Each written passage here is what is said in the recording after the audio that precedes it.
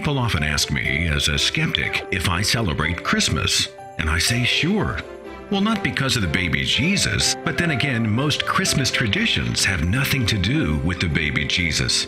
Take the Christmas tree, for example. Centuries before the Christ child was supposedly born, many cultures brought evergreen trees into their homes for decoration in the month of December to celebrate the arrival of the winter solstice and to ask their various pagan gods for a bountiful harvest the following season. The practice continued in various forms throughout the ages. The ancient Egyptians honored their sun god Ra with palm leaves and evergreen trees. The early Romans decorated their homes and temples with evergreen boughs as part of a pagan festival called Saturnalia, the festival of Saturn, the god of agriculture. The Vikings of Scandinavia believed that evergreens were the special plant of their god Balder, and they would burn Yule logs and feast until the last ember burned out. The actual Christian tradition of the Christmas tree began as late as the 16th century in Germany, and Christmas trees were still seen as pagan symbols throughout the U.S. until the 1840s. The winter solstice, not the baby Jesus, most likely accounts for the selection of December 25th as Christmas Day. Late December was when the day started to become noticeably longer and the sun ceased its movement to the south. So the winter solstice was celebrated for the birth of the sun. It just wasn't the sun most religious people have in mind.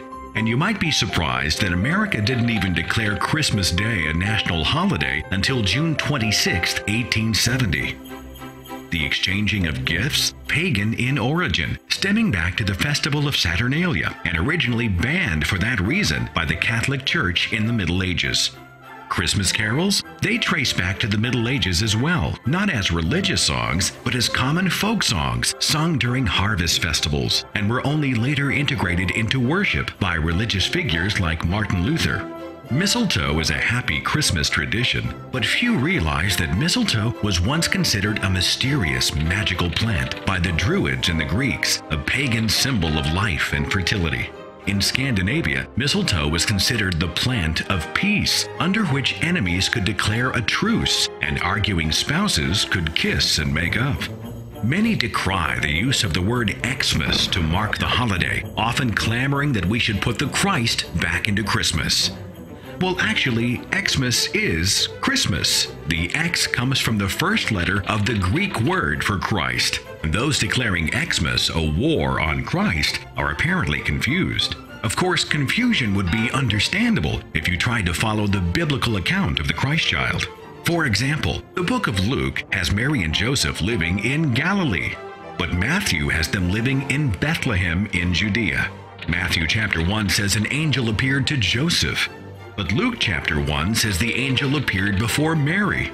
And what about the three kings we hear so often about? In the book of Matthew, they were magi, astronomers, not kings. There's no mention of three anywhere, and the entire account contradicts the one in the book of Luke, which has Jesus being visited by local shepherds, not astronomers. And the miraculous virgin birth? Not so much. Matthew apparently misread the original translation from Hebrew to Greek.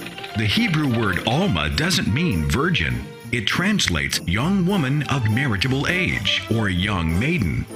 What about the lineage of Jesus? The book of Matthew has 28 generations between David and the birth of Christ. But Luke lists 41 generations. According to both Matthew and Luke, Jesus was born on or before 4 BCE during the reign of Herod the Great. But Luke said that Joseph and the pregnant Mary had to go to Bethlehem for a census by Quirinius. Well, that census took place in 6 AD, years later and after the death of Herod. And even if there was a census, it would have taken place in their local tax district, requiring no travel. And Roman tradition was to register only the men, meaning that Mary wouldn't have had to make the journey at all. Matthew says that Jesus' birth took place in a house, but the book of Luke says Jesus' birth took place in a manger because there was no room in the inn. After Jesus was born, Matthew says the family immediately fled to Egypt for several years to escape Herod's wrath, but the book of Luke has them returning immediately to Nazareth.